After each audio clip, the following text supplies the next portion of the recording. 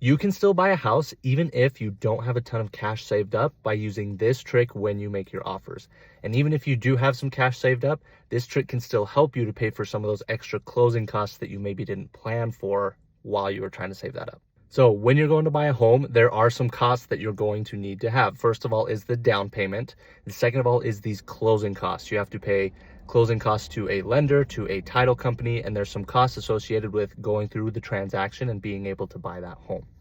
Now, obviously, down payment programs, you don't have to have a ton of cash saved up if you can get a USDA zero down loan or like a conventional 1% down loan that's very low cash, or there's 3% down conventional, 3.5% FHA. So there's ways to get in with very little cash.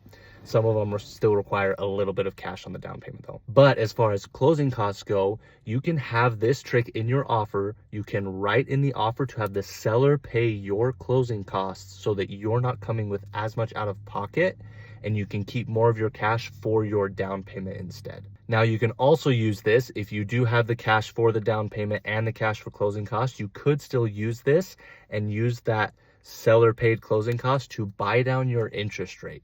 So there's ways to structure that so that you're still not coming out with more cash than you have or trying to find a way to borrow cash from a family member or something like that, but you can still have the cash and get your interest rate paid down so you have a lower overall monthly payment to buy your home. Now, with different types of loan programs, the amount of money that you can ask for from the seller to pay those closing costs is different. For example, on a conventional loan, it's 3% of the purchase price is the maximum amount of money you can ask for. So say you're on a $300,000 home, that's still $9,000 that you can ask for from the seller to pay those closing costs or buy that interest rate down further. And with FHA loans, it's 6% is the maximum amount of money that you can ask. So on a $300,000 home, you can ask for $18,000 from the seller to pay those closing costs and buy down that interest rate. So if you're looking to buy a home and you either want to keep a little bit more cash in your bank account or buy down your interest rate so you have a lower monthly payment,